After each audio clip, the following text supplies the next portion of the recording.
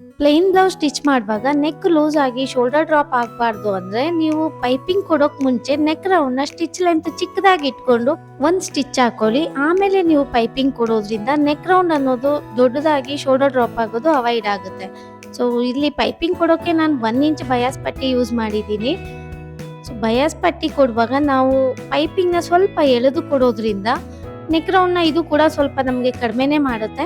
ಹಾಗೆ ಪೈಪಿಂಗ್ ನ ಯಾವ ರೀತಿ ಮಾಡೋದು ಅಂತಾನು ಕೂಡ ಇದ್ರಲ್ಲಿ ತೋರಿಸ್ತಾ ಇದ್ದೀನಿ. ಪೈಪಿಂಗ್ ಮಾಡುವಾಗ ನೀವು ಒಂದೇ ಸ್ಟಿಚ್ ಹಾಕಿ ಕಂಪ್ಲೀಟ್ ಮಾಡೋದ್ಕಿಂತ ಇಲ್ಲಿ ನಾನು ತೋರಿಸ್ತಾ ಇರೋ ತರ 3 ಸ್ಟಿಚ್ ಹಾಕೋದ್ರಿಂದ ಪೈಪಿಂಗ್ ಫಿನಿಶಿಂಗ್ ತುಂಬಾ ನೀಟಾಗಿ ಬರುತ್ತೆ.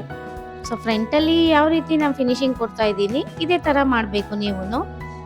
ಹಾಗೆ ಸ್ಟಿಚ್ ಹಾಕುವಾಗ ನಮಗೆ ಪೈಪಿಂಗ್ ಮೇಲೂ ಸ್ಟಿಚ್ ಬರಬಾರ್ದು, ಹಾಗೆ ಕ್ಲಾತ್ ಮೇಲೂ ಬರಬಾರ್ದು. ಆ ಸೆಂಟರ್ ಗ್ಯಾಪ್ ಅಲ್ಲಿ ಸ್ಟಿಚ್ ಹಾಕೊಂಡು ಹೋಗ್ಬೇಕು.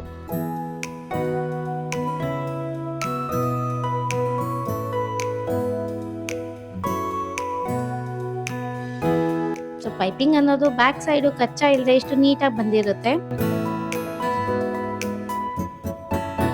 ಸೊ ಫಿನಿಶಿಂಗ್ ತಗೊಳ್ಳುವಾಗ ಒಂದು 1/2 ಇಂಚ್ ಎಕ್ಸ್ಟ್ರಾ ಇದ್ರೆ ಸಾಕು. ಅದನ್ನ ಡಬಲ್ ಫೋಲ್ಡ್ ಮಾಡಿ ಈ ರೀತಿ ರಫಿಂಗ್ ಮಾಡ್ಕೊಳ್ಳಿ.